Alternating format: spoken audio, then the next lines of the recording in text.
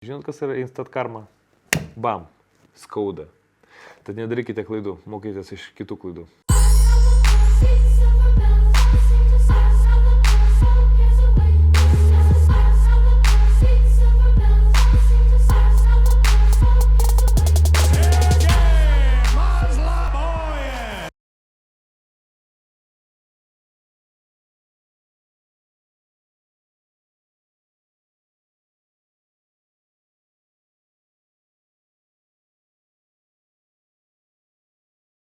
Šiandien jūsų prašymu aš paliesiu tą kovą, kurios pats net gilės nenorėjau.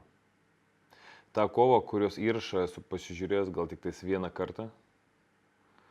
Ta kova, kurią aš buvau prakeikęs ir buvau prakeikęs būtent save patį dėl savo neprofesionalumo, dėl to, kad nesilaikiau seniai savo duoto pažado būti visada kiekvienai kovai pasiruošus daugiau negu 100%. Šiandien mes apžvelgsime mano pralaimėjimą, mano skaudų pralaimėjimą kovoje prieš Romaną Krikliją.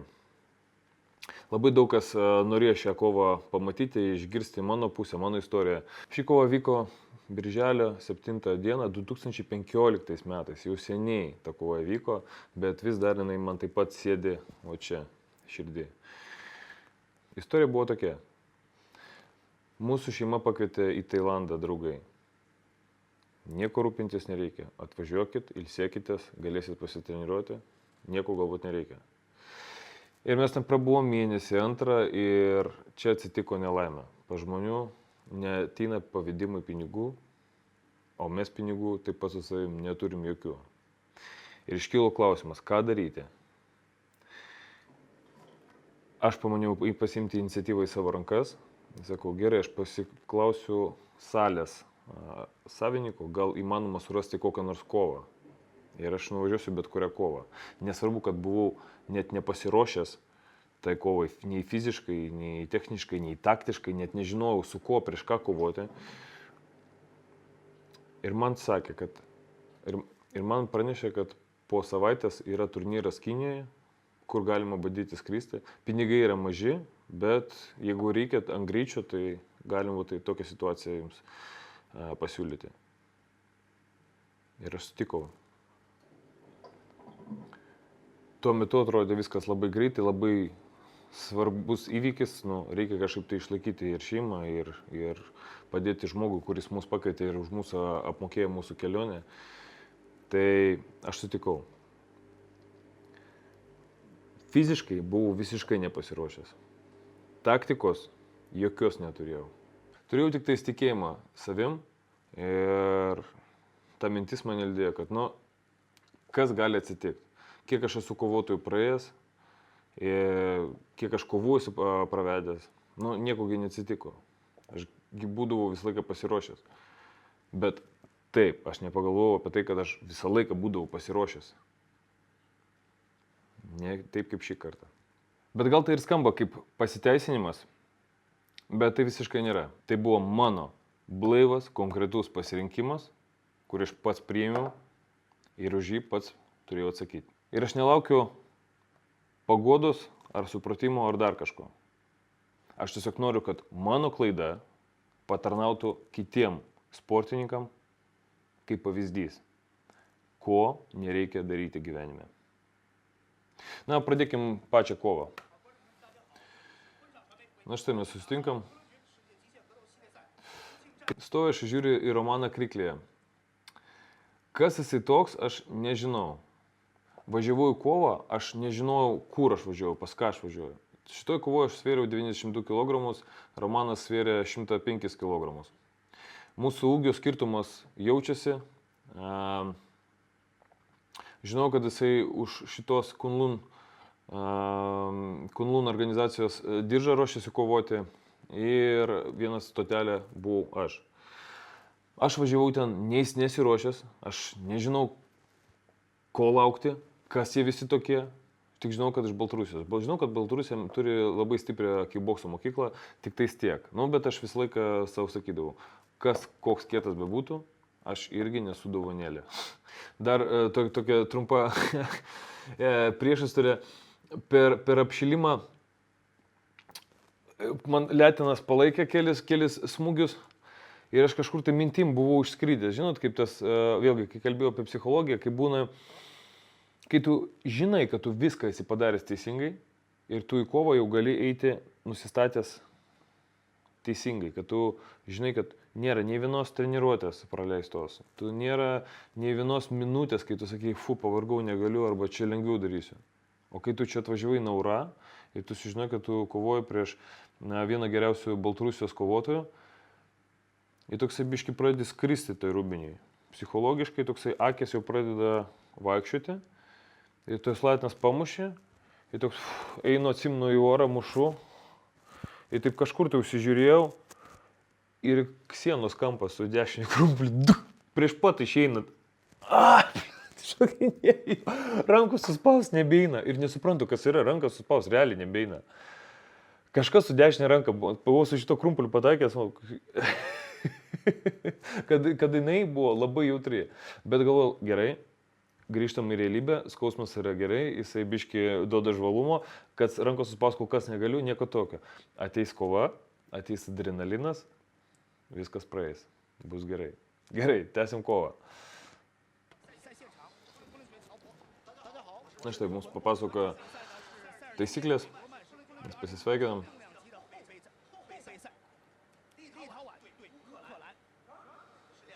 Mano kampe yra Timas Fischeris, tuo laiko Sitson Pinong Puketo klubo savininkas, dabar Revolution Gym savininkas.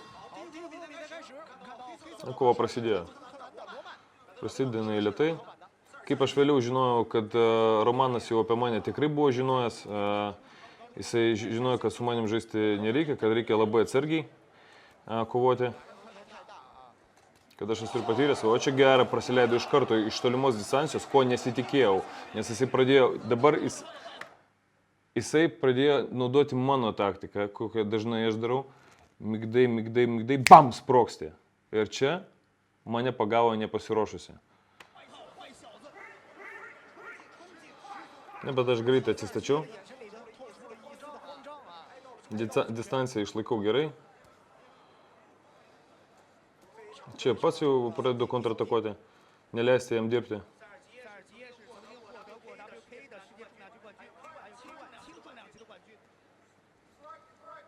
Vėlgi iš dalimos distancijos bandau išlaikyti tą distanciją tam, kad matyti jo smūgius. Bam. Ir prieinu jau iš toli su smūgiu iš karto. Vėl, tik jis eina iš... Jo rankos labai yra ilgos, labai jisai moka iš toli sutrumpinti greitai distanciją, kas kame yra jo didžiulis pliusas. Ir čia susitvarkyti yra sudėtinga gan. Bet nesudėtinga tai nereiškia, kad neįmanoma.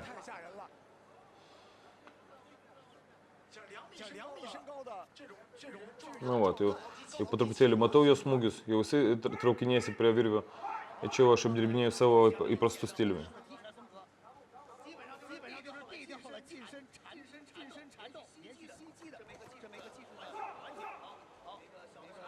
Čia aš žemiau biškį juostas gal pataikiau.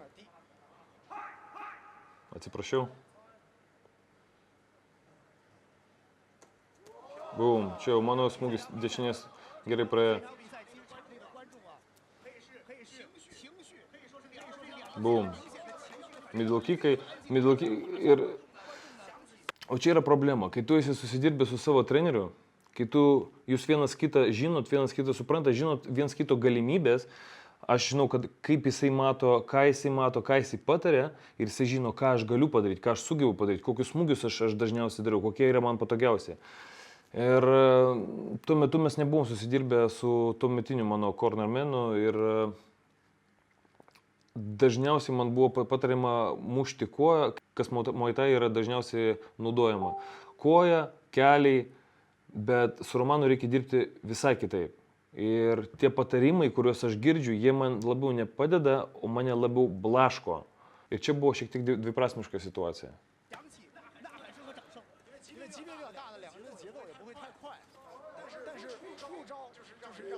Ne, po truputėlį. Ir aš pradedu spaudinėti.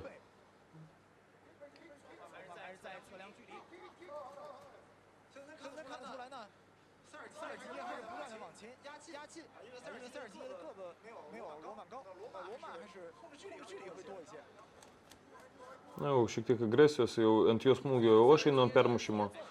Pas jau nuėjimus darau nuo jos smūgio. Šiek tiek jisai pas pasimetęs.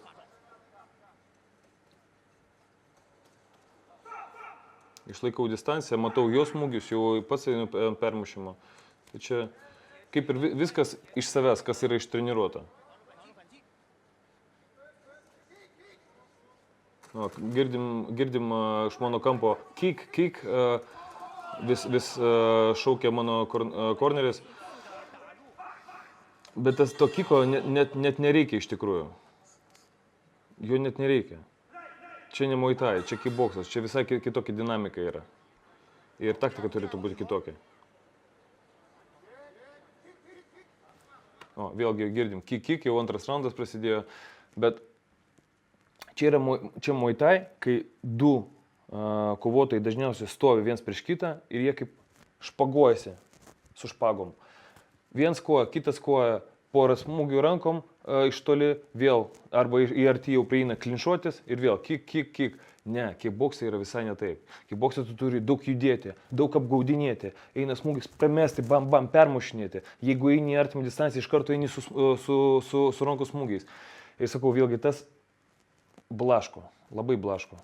Bandai pasitikėti savo korneriu, žinai, kad jisai patirties turi, bet dabar, žiūrint kitom akim visą tai, supratau, kad man reikėjo visiškai nieko neklausyti.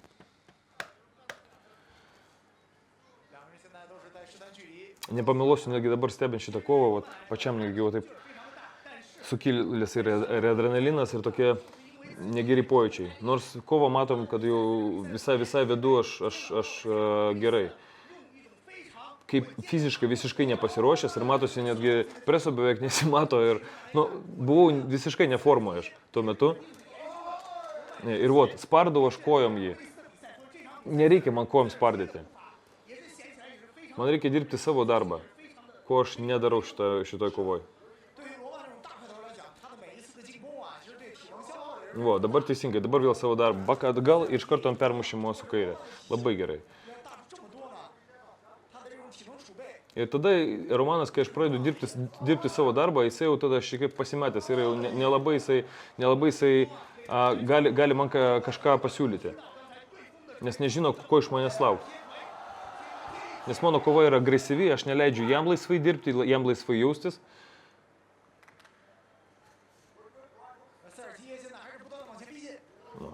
Čia mane pasitiko su džabu, gerai galva atsilošė, bet smūgis buvo į kaktą, nieko baisaus. Rankos plačiai nuo to Muay Thai treniruočių stovyklos. Savim aš čia nepatenkintas, labai esu šitoj kovoj.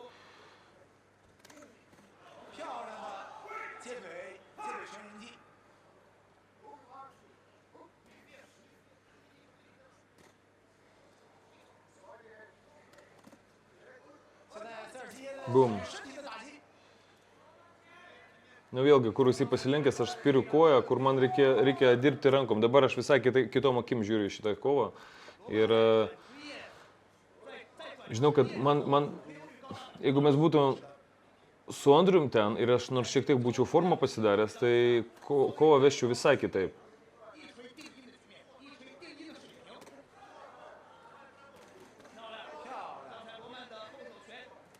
Nors čia kaip ir nieko baisaus jisai man padaryti negali, bet matosi jau, kad aš sunkiai kvepuoju, va čia. Aš jau atšokinėjau atgal, mano kvapas, burna atidaryta visą laiką, aš jau gaudau orą. Kalba apie tai, kad aš tiesiog fiziškai nepasiruošęs buvau visiškai, savo kūno nebuvau paruošęs. O einu grinai iš charakterio, toliau jį bandau tampyti, toliau bandau jį spausti, eiti tiesiog iš charakterio, eiti ir mušti į priekį.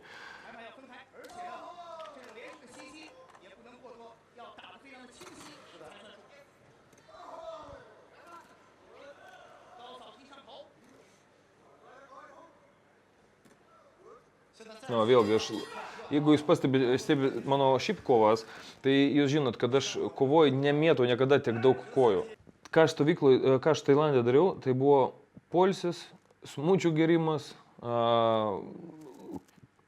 travel, daug labai lankėm visokių vietų, jeigu ateidavau į treniruočių salę, tai atidirbinėdavau tos jų smūgius, techniką.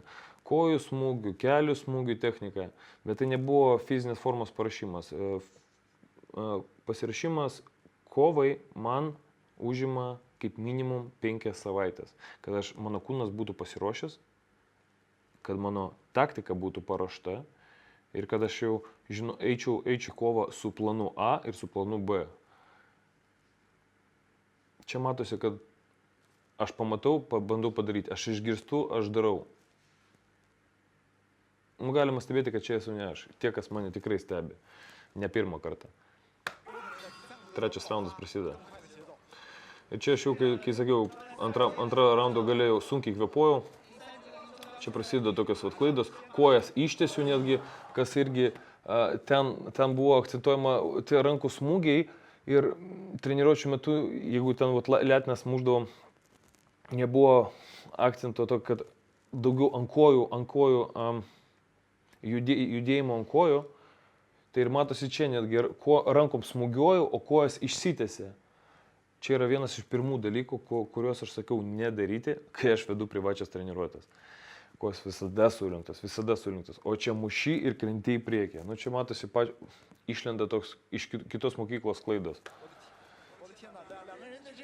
Iš šono, aišku, geriau save stebėti ir teisti, bet toj situacijoje, žinot, mažiausiai apie tai galvoju.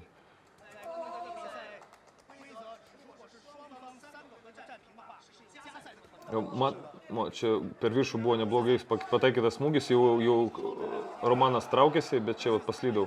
Ir jeigu pastebėt mano nugarą, jinai visai išsipūtus yra. Išsipūtus dėl pertempimo. Nu, tai kalba apie tai, kad jau tikrai, oi gerai čia, kad kūnas buvo pavargęs, persitempęs. Ir aš jau iš jėgos mušu, nebe laisvumą jaučiu, o jau iš jėgos. Ir netgi raumenys mano išsipūtė. Čia žemiau juostos man stipriai pataikė. Romos treneris Gridinas jau visas šlapės netgi, nu įtampos.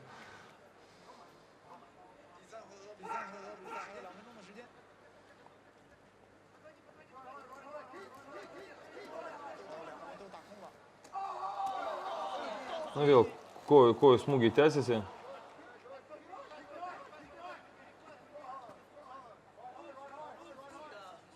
Kur man reikia žingsnį atgal ir pasitikti, ką aš dažniausiai ir darau, bet čia visiškai to nedarau.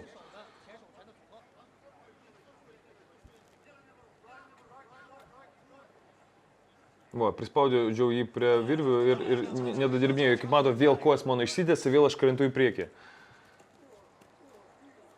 Nu čia aš jau einu grinai iš charakterio, nes kūnas mano visiškai buvo pasidavęs. Rankos nusileidžia netgi, kvėpuoju labai sunkiai per burną.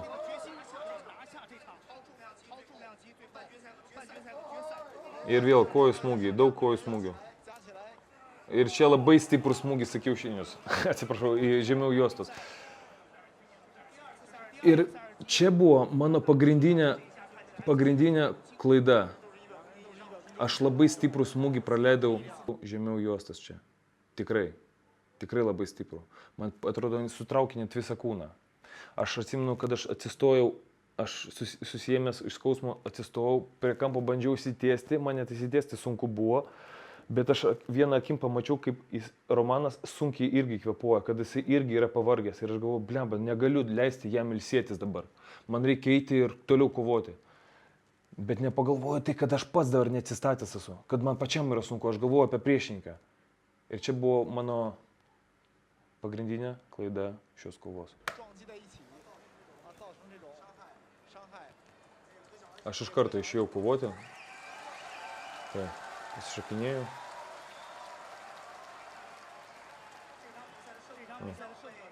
Atsisuku. Pamačiau jį, blokau por pramuk, buvo toj kovoj ir iš karto išėjau kovoti. Čia buvo mano klaida. Gali galvoti jau apie ataką arba apie gynybą, kai tu galvoji apie tą gilų skausmą. O tie, kas gavę yra žemiau juostas, stiprų smūgį, tai žino, koks tai yra jausmas ir kaip kūnas tada reaguoja.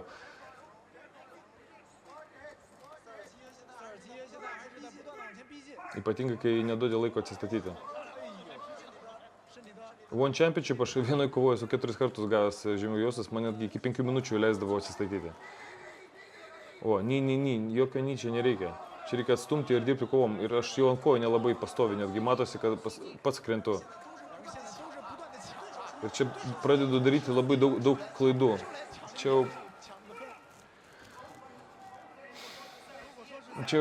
jau ne aš. Man pačiam sunku komentuoti šitą kovą. Čia eina tiesiog chaosas. Keitimasis smūgiais, kur man nereikia daryti. O, 10 sekundžių ir dabar, žiūrėkit, jisai muša, tiesiog orą muša ir pataiko man į smakrą. Ir iš karto jie kovą sustabdo. Net neskaičiuoju iki 10, aš atstoju. Jeigu jie skaičiuotų iki 10, aš atsistočiau, nes aš atsistoju iš karto po to. Ir man neleidžia atsistoti, ėmė už galvos ir bando, kad aš sėdėčiau. Aš atsistojau. Aš nebandu pasiteisinti, bet tiesiog aš noriu pasakyti, kad jeigu man leistų atsistoti, aš buvau iš karto atsistojęs ir galėjau rankas išlaikyti. Labai stiprus smūgis.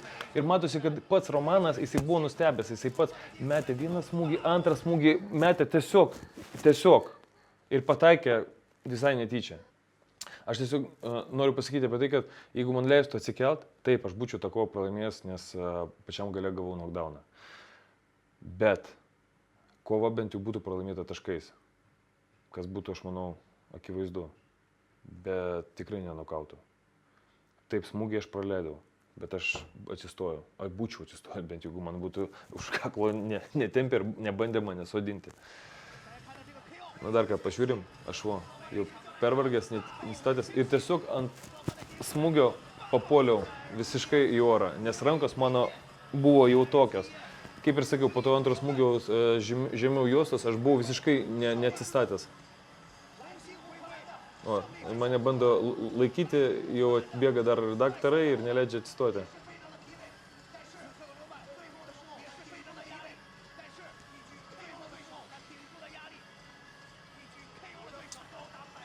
Iš ringo aš jau vos sulaikiau pyktį, tiesiog nieko nesakęs, jie ten kažką man kinietiškai bando angliškai laužyti sakyti, aš nusileidžiu, iš po virvių išėjau ir galvau, šitą šūdą. Išlipau iš po virvių ir išėjau.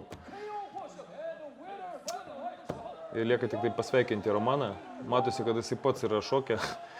Ir aš buvau sutikęs jį po kovos, kad jisai būtų super laimingas ar kažkom kaip žinot, kaip kovo laimė. Ne, jisai pats buvo labai stipriai pavargęs. Ir vėliau, kiek mes kalbėjom, kad tai tikrai buvo nelengva kova nei jam, nei man, bet tai buvo didžiulė patirtis. Ir tai buvo man didžiulė pamoka, kaip aš kažkada ir buvau sakęs, po kovos su Jeffu Monsonu. Jeigu dar kartą gyvenimo man kažkokią galimybę atsiųs, aš būsiu pasiruošęs daugiau negu 100%. Ir turbūt pirmą kartą po daugelio metų aš neišlaikiau to žodžio ir štai. Tai nebuvo kažkokia super kova, kažką jinai keičianti, kažką reiškianti. Aš nuvažiavau tiesiog užsidirbti pinigų, aš jas gavau, viskas buvo gerai. Bet šita pamoka mane pamokė ir daugiau aš niekada nebuvau sutikęs gyvenime važiuoti į varžybas anksčiau negu 5 savaitės. Ir ne su savo treneriu, su kuriuo mes esam susidirbę ir kai mes pasitikim, viens kito pas mus yra jau kažkoks stebuklingas ryšys, kad mes jaučiam viens kitą, žinom, kur kaip ką sudėlioti, kaip ką padaryti. Aš jau jo iš toli, jo balsą tylų girdžiu, jisai per raundą kelis kartus man kažką pasako, aš jau žinau, kad tai reiškia, jau tikrai reikia kažką keisti. Ir daugiau tokios klaidos aš nebekartojau. Tad pasikartosiu turbūt vėl, kad ši kova būna pavyzdžių kitiem kovotojam. Nekartokit mano klaidos. Nevažiuokit nepasiruošę, jeigu jūs važiuojat, jeigu jūs nesat vieni iš tų kovotojų, kurie važiuoja tiesiog užsidirbti, o važiuoja daryti svardą, nedarykit tokios klaidos.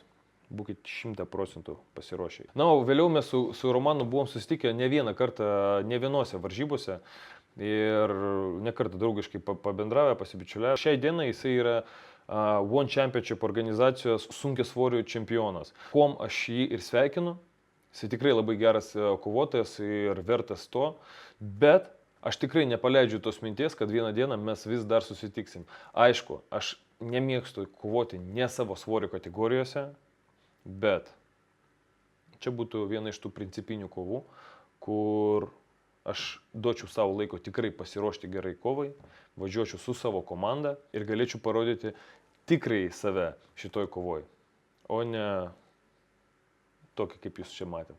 Tai taip, mėlyjei mano žiūrovai, aš labai tikiuosi, kad jūs esate patenkinti, kad aš daugeliu jūsų norą išpildžiau ir apžiūrėjau tą kovą, kurią pats apžiūrėti nenorėjau. Kažkada aš kai ją žiūrėjau, aš pasibaisėjau. Šį kartą žiūriu, nėra viskas taip baisu. Nėra taip viskas baisu, matėsi tiesiog, kad antram raundė pas mane jau degalai baigėsi, kūrė ir vėlgi pasikartosiu, kad mano buvo pagrindinė klaida, tai po to stipraus kojos smūgio žemiau juostos aš pratęsiau kovą, o neatsistačiau iki galo. Bet čia yra patirtis. Nuo jos nepabėgsi, už ją reikia būti dėkingam. Gyvenimas toks dalykas, jisai sugeba tau duoti dovanas, sugeba ir nubausti už tavo klaidas. Tad mokykitės iš kitų žmonių klaidų, ne iš savų. O aš kaip visada paprašysiu jūs palaikyti mano projektą like arba dislike, jeigu jums tikrai nepatiko. Komentuokit apačioj savo nuomonę, kaip jums atrodė iš šono ši kova, kokią sekančią kovą norėtumėt pamatyti. Subscribe ir pažymėkit būtinai skambutę, kad žinotumėt, kada naujas video išeina. Na ir be abejo, Patreonai, jums asmeniškas ačiū už tai, kad jūs mus palaikote, už tai, kad leidžiat mums kurti, leidžiat komandai dirbti prie šito projekto, ne vienam man. Tie, kas dar nesat Patreonai, jūs visą laiką galite prisijungti prie mano paskyros Sergimas Labojev ir paremti mūsų šitą projektą. Tad nepasikuklinkit, dalinkitės šią žinią, dalinkitės mano apžvalgom ir pradėkit žiūrėti į kovos menus kaip į mokytoją. Aš vadinu tai kovos menus vadinu kaip karma. Jeigu viską gyvenime darai teisingai, tai ir gyvenimas būna rožėm klotas. Jeigu padarai klaidą, žinot, kas yra instant karma? Bam, skauda. Tad nedarykite klaidų, mokykitės iš kitų klaidų. Sėkmės visiems.